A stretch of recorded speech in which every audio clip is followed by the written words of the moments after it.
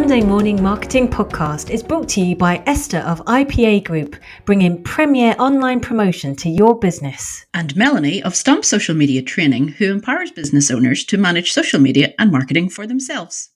And welcome back to another episode of the Monday Morning Marketing Podcast. Today we're joined by Penny, the wild bookkeeper. We'll get into that in a minute. And we're talking about the wild side of bookkeeping. Welcome, Penny. Thank you very much for having me. So lovely to meet you both. So I don't know about you, but it sounds like a little bit of an oxymoron, the wild and bookkeeping. I mean, it's not a couple of words that you would really put together. So how did we get to be wild? So they definitely aren't something that people expect. Most people think of bookkeeping as very staid, data entry, the boring side of things. But actually, modern technology means that we've got AI, cloud accounting, that means the boring data entry, a lot of that can be automated. So we can get a lot more information out of figures now for business owners and give them real up-to-date time information that they can use to base decisions on their business. The days of waiting till 9 months after to get your tax figures done is long gone. So if you really want to run your business properly, you need to have that daily, figures, up-to-date figures in your business. And the wild side comes, I love wild swimming, particularly in the winter, the colder the better. And when I looked to rebrand my business, we were trying to come up with all sorts of different names. I'd been through a divorce. I wanted to go from my married name of Allard to my maiden name of Martins, and I needed to get my name out of my business. Spent most of lockdown trying to come up with something and nothing was suitable. Teenagers are great when you're trying to rename a business. Mum, you can't possibly use that. Decided to get some professional help. And while I was talking to Philippa Haynes at Insight 101, a story of a photograph that my daughter took of me swimming in Wales in Barafundle Bay in the winter. It was freezing cold. Everybody else is in thick coats and hats. And I've stripped off down to my swimming costume. I'm standing in the sea, didn't bother putting hat and goggles on because it was far too rough. And there's a big wave about to engulf me. And my daughter took a really good photo of me just standing there, braced, ready for this wave to hit. And I used it a lot at the time as a profile picture on social media, just to remind me, if you can get in this freezing cold sea and face the wave, you can do anything. Because I was at a really low point back then. I didn't know, my business was tiny. I only had a handful of clients. And it was, do I go and get a proper job as everybody was telling me to do?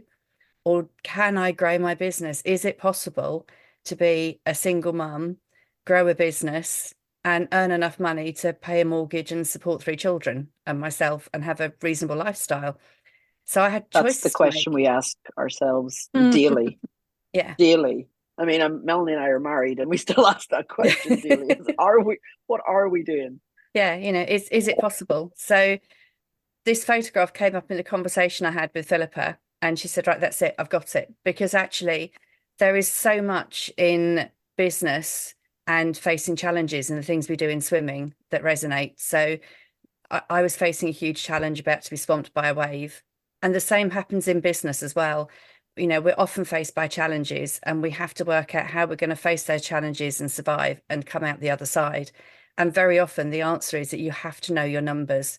You have to understand what's going on in your business. And it doesn't matter how difficult or scary it is, we have to face those challenges. It's really key if you want your business to survive. So that's really where wild bookkeeping came from. It's just sort of getting out there in the wild, facing the challenges and helping business owners to understand their numbers. Well, I challenge any of our listeners to have a similar brand story. I can't imagine any of our listeners are anywhere near as mad for a start.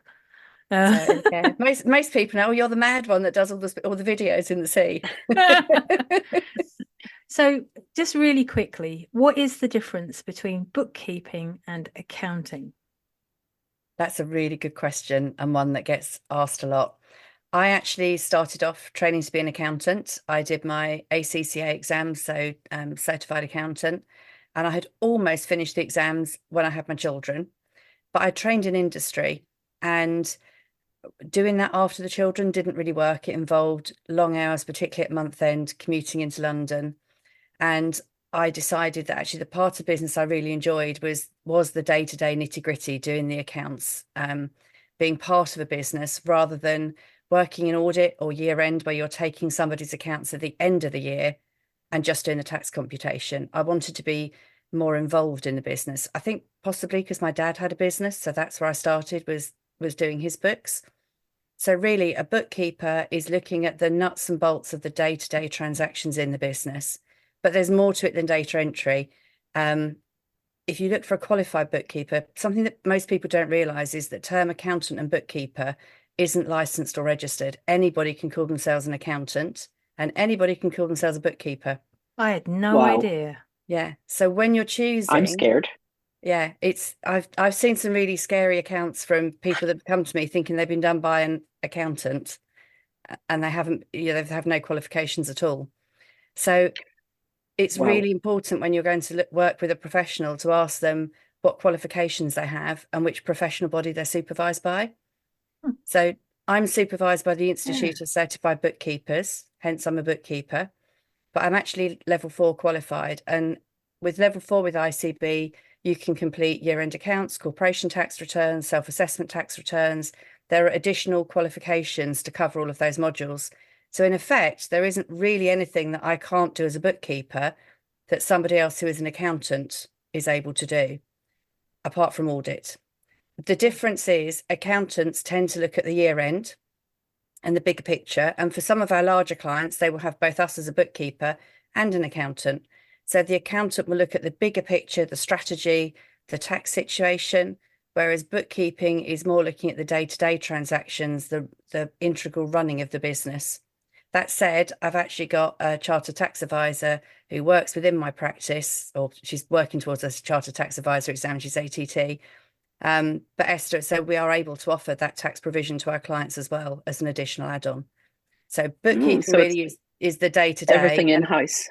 Yeah, and accounting is looking at things at the year end. So we tend to become part of the team of our clients' businesses. We're very much an outsourced accounts department.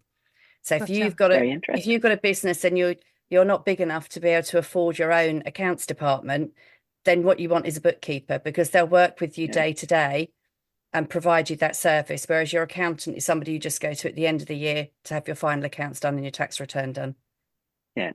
So part of what you do in terms of your own marketing to get new clients is you merge your love for bookkeeping and your love for getting open wet water, cold water swimming. Yes. Why? I mean, it would take all of my concentration just to get in the water, let alone know what I'm going to talk about and be recorded while in the water.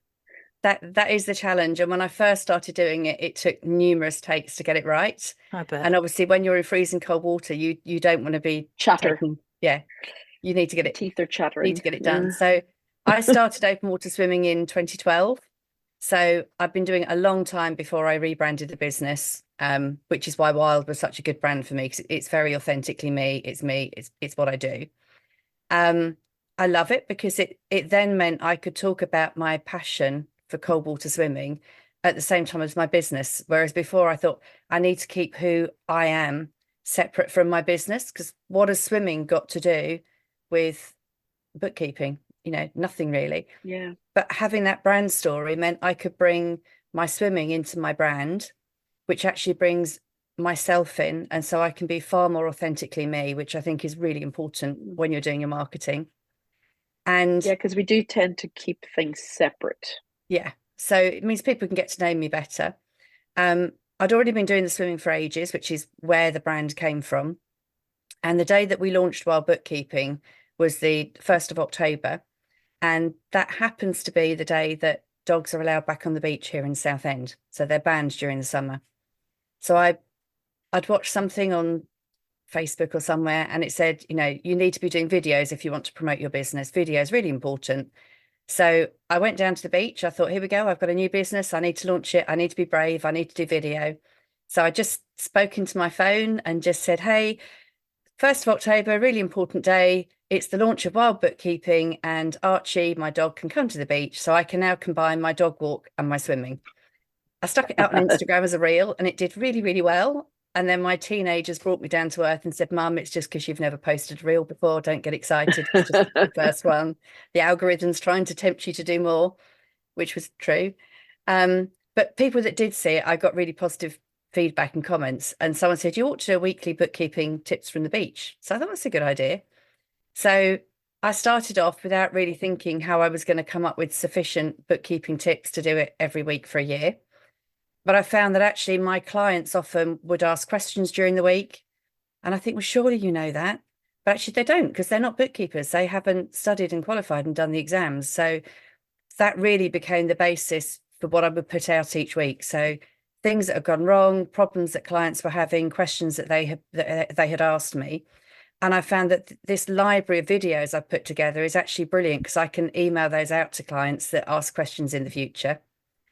And originally I was taking a photograph of myself in the sea and then splicing that into the video that I'd recorded on the beach on my phone. I've got a son that's quite good at editing and that sort of thing.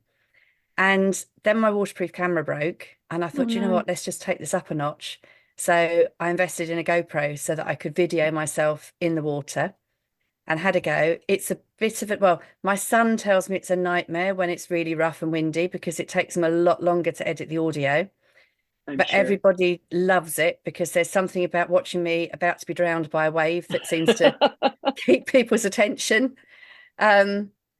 And I would say, yeah, the hardest thing is trying to remember, because obviously if you're recording on camera, then you can have a script in front of you and you can say, I'm going to talk about this, this, this, and this. Whereas when I'm going in the water, it's just me and my GoPro. So before I get in the water, I have to think, right, what am I going to talk about? What are the main bullet points? Remember those, get in the water, and then hit record on the GoPro, record it, try not to stumble, because it needs to be done in one take. Or if I think I've got it wrong, I can't really listen to it back either. So I need to do another take. And then when I get out the water, try and make sure which one I want to use. But they've been really popular. They've got me known. I'm now known as you're the mad one that does swimming on LinkedIn. Or I had somebody at Accountex, I was chatting and said, oh, it's you. I didn't recognize you with your clothes on, which is a really odd thing to be greeted at an accounting conference. Oh my God. I hope they said it in context. I hope they were, explaining to other people. And then I spoke at Accountex North in Manchester in September on the topic of sustainability. And my opening slide was talking about the problem that we have with pollution in the sea. And I'm thinking, well, what can I use as my opening slide? So I had a photograph of myself in my swimming costume on the large screen at Accountex. If you told me a few years ago that I would be appearing on the large screen at accounting conference in my swimming costume, never in a million years. But hey, I did it. It went down really well. The talk was remembered. So I think it just gives it something a bit different. Not many people will combine swimming and wild swimming with bookkeeping. And it's looking at that challenge, that adventure. And it just makes the brand really authentic, because it's me, and it's memorable because it's a bit different. I don't think there are many people prepared to get into the water when it's 1 degree and dig for tax advice. So it's down to a lot of confidence, isn't it? It's down to the fact that that this is perceived potentially as a bit of a dry subject. So you show them how to get wet with bookkeeping. So have you found, because you're using this particular method, has it niched your audience in any way? I mean, do you look at your analytics at all? I don't think so. There's a lot of people within the accounting industry are following me now. So although they're not my ideal clients, it raises my profile in the industry. And actually, I've had other bookkeepers and accountants say they find my tips useful, and they give them ideas on how to explain things to their clients. And it's encouraging people to do more video. I think people are quite scared to do video. So it raises my profile in the accounting industry, and I'm starting to get invitations onto podcasts and as speaker events. I'm speaking in Birmingham at the NEC at the Festival of Accounting and Bookkeeping. There's a festival in accounts? Oh, there is. Yeah, it's going Oh to be my a whole. God. More oxymorons. You bookkeepers and accountants know how to party. It's good. There's the digital accountancy show as well that has laser light shows and things going on during it as well. So yeah, we can party. It's not just all dry and boring stuff in Yikes. accounting. So I have the wrong accountant then. All I'm saying.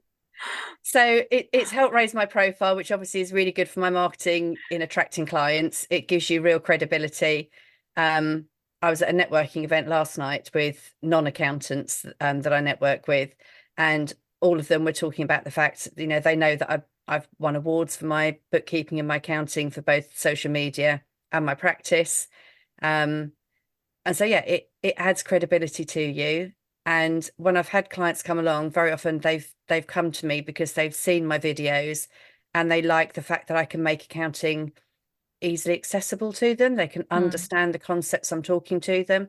And I think that's because I take the questions from clients and that's what I put out there. I'm not trying to be clever or use jargon. It's just a question that a client has asked me and I'm just answering it in video form.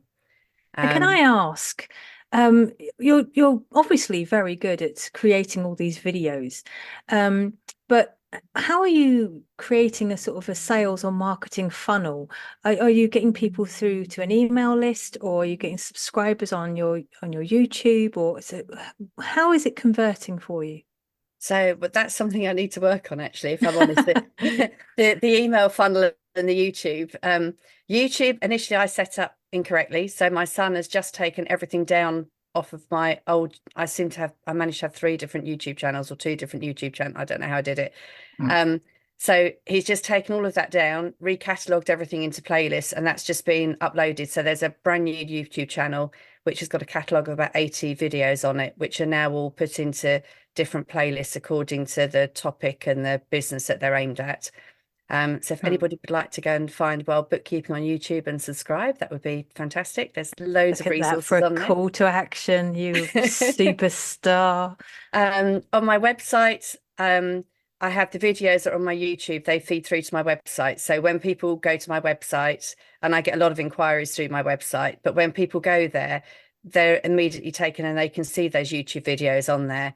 So it gives them an idea of who it is that they're working with and reassures them that they can understand we're going to be speaking to them in their language. I have got a download on my website for a pricing template because I do a workshop for local craft businesses every year, and I find they really struggle with pricing. So I put together a spreadsheet for them, which is applicable to any business really, to look at how you can put your pricing together. So free that's download? Available as a free download on my website. Excellent. There you go, ladies and gents. Brilliant.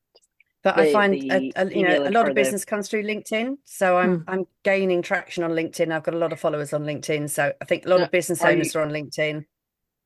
Are you in your swimsuit in your picture in LinkedIn as well? This is, you know. So currently my picture on LinkedIn is me in a dry robe with my Christmas hat on. And okay. But I appear in my videos every single week in my swimsuit on LinkedIn. So if you're scrolling through LinkedIn and you see somebody mad talking about tax in a swimsuit, that's me.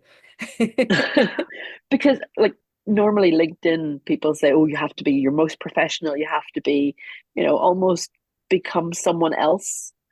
And your profile picture has to be professional. It has to be this and it has to be that. And basically, you know, the formal headshot of your suit and tie and whatever else that's going on. No, I would beg to differ. You're just breaking all the molds here, Penny. It is. I think your headshot on LinkedIn does need to be your head. Hence why my swimming costume isn't in my headshot, because you've only got a small place, and when it appears on your mobile phone, if it's a full body picture, they're not going to be able to see you. But I think the thing with LinkedIn is it's really important to be you. I regard LinkedIn as going to a networking meeting. So if I walk into a networking meeting and I'm going to have breakfast or lunch with some business owners who are potential clients or contacts, I'm just going to be me. And if they say, what did you do at the weekend? I'm going to say, well, I went swimming. I recorded a video. Have you seen my social media? I'm just going to, I'm going to talk about swimming. I've been known to turn up at breakfast meetings before now in a dry robe and a bobble hat, because I've been for a sunrise swim first and people are suited and booted, and I rock up in a dry robe with 3 layers on and a bobble hat. And as I warm up and have my bacon and eggs, I start to take the layers off. Back down to the swimsuit. No, okay, we don't need to. But But I it think is, you just make have an to be important you. point. You know, Exactly. You make an important point of being you, because the you that you portray on social media should still be the same you that they meet face to face. Exactly. And this is where a lot of people in any business, I think, is going a bit off. Yeah. Not that they're wrong, but just off topic or off the beaten track, in that they think, oh, well, will they be able to understand my accent? I need to put on a different accent. Listen to me, guys. I never change my accent. And, you listen and and you understand me, I think. And if not, there's show notes. I mean, there's ways and means around it. But when we are in different places and in different social platforms, sometimes people act differently, or they're really different if you were to connect with them on their private Facebook profile as opposed to their business one. And it's like, oh, who is this person? I thought I was talking to Penny, but now I'm talking to Penelope. And people can sort of get a bit exactly weird about, but you're just I think it's just important to be you. And I think it's interesting, actually, the rebranding of my business changed how I appear on social media, and I've had so much more success since the rebrand. And it's not just the name, it's the brand story, and it's the confidence, to be me. So when I was Penelope Allard Bookkeeping Services, I thought I needed to be suited and booted and serious and sensible and professional. And so when I was trying to appear on social media or LinkedIn, I was very conscious of an image that I thought I needed to be and where I needed to portray. And having the brand of Wild, that's given me a different perspective. It's enabled me to be me and authentically me. And I've also realized that you don't have to work with everybody. My ideal client is going to be a certain type of person. So if I can be me, I'm more likely to attract the people I'm going to enjoy working with. I don't really have a niche or an ideal client in terms of industry or size of business, but I want to work with people. We become an integral part of their business. So when they phone me up or they email me, I want to get excited about them and their business. I don't want to be frightened, bored, and not connecting there. So I think being authentically you means you will attract your type of people, your tribe, the people who like your things. If somebody wants a suited, booted, serious accountant, there's plenty of them out there, isn't there? There's plenty of them out there. Yeah. If they want somebody that is going to say, really sorry, could we postpone our meeting until 2:00? I need the tides in, and it's, there's the surf's up. You say the surf's up. Yeah, well, we don't really get that much surf in Southend, but I love it when it's wavy and stormy and the weather's really bad. I love swimming in the stormy waves and the stormy sea. So if they want someone that's... This is why it was so important to get you on, Penny, because you are a true storyteller. Yeah. And I'm not even sure you realize just how good you are at it. But you don't just storytell, you show your passion and your intention and your interest. And I suppose we want to treat today's podcast as a form of permission to our listeners. You don't have to go out there with some confusing long tail sort of search engine optimized story. You can just be you. You can just be a little bit different, a little bit wild. And when I heard your story when we were first chatting, I could just my eyes just lit up, because there's so much that you can help people grow with just by being yourself. So it's fantastic to have you on and to hear your confidence and your sincerity and your passion. Thank you. How can people learn more about everything you offer, of course, and if there's any sort of downloads or further information that people can gain from you, how can they get access to that as well? So I'm present on most social media platforms. I'm most likely to be in LinkedIn. That's where I spend most of my time, in LinkedIn. So you can find me on LinkedIn, Penelope Allard. I'm on Facebook. We've got a Facebook page, Wild Bookkeeping. I'm on Instagram. I've actually got 2 channels on Instagram. So There's a business page, which is Wild Bookkeeping. If you want to know more about the swimming, I've got a page at the Wild Bookkeeper, which is just unadulterated swimming. So I just post pictures and videos of me swimming. Partly because when I first set this up, I still wasn't convinced I could spam a whole bookkeeping page with things about swimming. So I thought I needed to keep the swimming separately. So the Wild Bookkeeper just talks about swimming, and Wild Bookkeeping is more the business side of things. We've got a YouTube channel, which is brand new, so we're really keen to get subscribers on there. And if you go to our website, there's a download there with a free spreadsheet, which will give you some help with how to price your product if you're making something. So I hope that helps, and look forward to catching up with everybody on socials. Well, thanks again, Penny, for your time and your story. And we've really enjoyed having you on. We're going to be back very soon with another podcast. But of course, if you've got any questions for Penny, please make sure to reach her on her socials. And if you guys have got any questions or suggestions for any other podcast guests, we'd be delighted to hear from you as well. So make sure you message us at the Monday Morning Marketing as well. So bye-bye for now. Bye-bye.